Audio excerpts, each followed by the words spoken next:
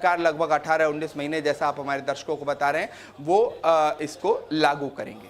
अब संभव तमाम राजनीतिक पार्टियों के नेताओं के मैं बयान सुन रहा था, जो विपक्षी पार्टियां हैं, महागठबंधन के सहयोगी हैं, वो इसे चुनाव से जोड़कर देख रहे हैं। वो ये कह रहे हैं कि साहब चुनाव चल रहा है, इसलिए रेवड़ियों का संकेत देने की कोशिश की जा रही है।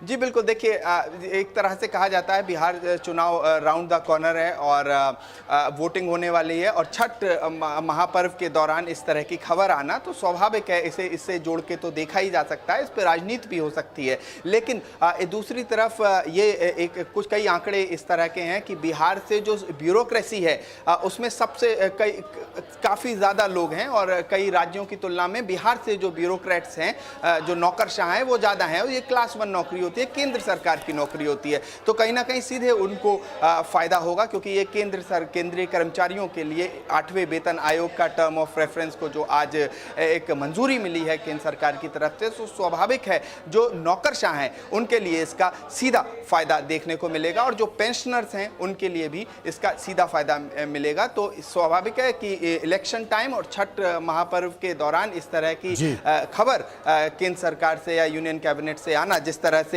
यूनियन मिनिस्टर अश्विनी वैष्णव ने बताया, तो यह स्वाभाविक। लेकिन 7वें वेतन आयोग के बाद अब 8वें वेतन आयोग में अब कर्मचारियों की सैलरी कितनी बढ़ेगी, ये भी स्क्रीन पर आप देख सकते हैं कि कितना अंतर आ जाएगा कर्मचारी की सैलरियों में। लंबे समय से कर्मचारी इसकी मांग भी कर रहे थे, और लेकिन ये माना जा सकता है कि 17-18 महीने का जिक्र किया जा रहा है, लेकिन ये पैसा मिलने में केंद्रीय कर्मचारियों को करीब ऐसा माना जा सकता है कि 2028 तक का भी इंतजार करना पड़ सकता है।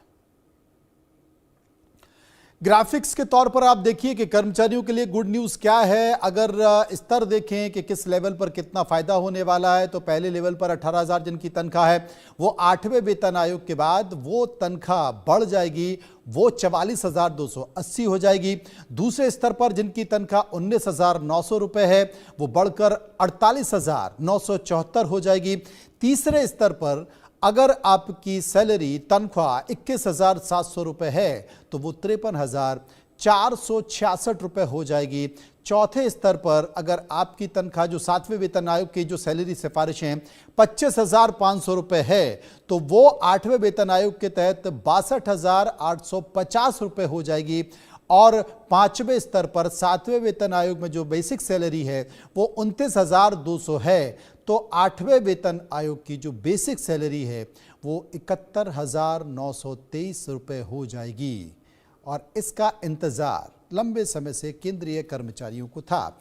संभव हमारे साथ मौजूद हैं। संभव अगर देखा जाए तो जो 8वें वेतन आयोग की जो सिफारिशें की गई हैं, गठन के बाद की गई है, उम्मीद ये की जा रही है कि करीब करीब 18 महीने का समय रखा गया है, लेकिन इसमें वक्त भी लग सकता है। ये कहा जा रहा है कि 2028 तक ये जमीन पे उतर सकता है, और जो तमाम केंद्रीय कर्मचारी हैं उनके अकाउंट में पैसा आ सकता है।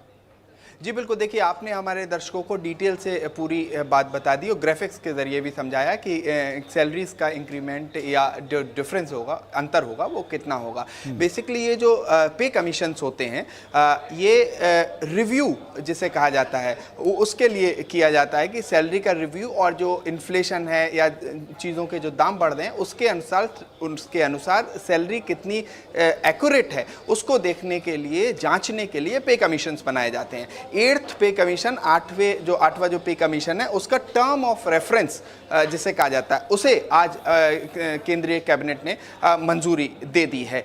3 मेंबर्स की ये बॉडी है पे कमीशन, 8वां पे कमीशन जो है, और ये लगभग 18 महीनों में, जैसा आप हमारे दर्शकों को बता रहे हैं, कि वो अपनी रिपोर्ट देगा। इसमें सुप्रीम कोर्ट की पूर्व जज जस्टिस रंजना देसाई और पुलक घोष जो IIM बेंगलोर के प्रोफेसर हैं वो हैं, और उसके बाद पंकज जैन एक तरह से इंडस्ट्री का एक डिफरेंस देखने के लिए उनको रखा गया है। तो ये 3 मेंबर टेम्परेरी बॉडी है, परमानेंट बॉडी नहीं है, टेम्परेरी बॉडी है। अपने रिकमेंडेशंस देगी, अपने सुझाव सरकार को देगी। उसके टर्म ऑफ रेफरेंस को आज मंजूरी मिल गई। अब ये जो टर्म ऑफ रेफरेंस है, इसे अलग अलग राज्य सरकारों को बताया जाता है। इसके बाद ये आयोग अपना काम करेगा, और उसके बाद ये अपनी सिफारिशें सरकार को देगा कि महंगाई इतनी बढ़ गई है तो इस अनुसार सैलरी बढ़ जानी चाहिए, चाहिए, या जीवन जीने का जो स्तर है उसमें ये फ़र्क आया है, क्योंकि जो इन्फ्लेशन है जिससे हम कहते हैं कि चीज़ों के दाम बढ़े या घटे हैं, और फॉरेन कंट्रीज़ में और देशों में उसी चीज़ का क्या दाम है, परचेजिंग पावर पैरिटी, जो इकोनॉमिक्स की अलग अलग चीज़ें हैं, जैसे रेवेन्यू एक्सपेंडिचर कितना है, क्योंकि ये पूरा जो पैसा होता है केंद्रीय कर्मचारियों को वो रेवेन्यू एक्सपेंडिचर के तहत आता है, और इसमें कितना सरकार खर्च करती है वो चीज़ें अपने आप में महत्वपूर्ण होती है, वो बजट पर सीधा असर करती है।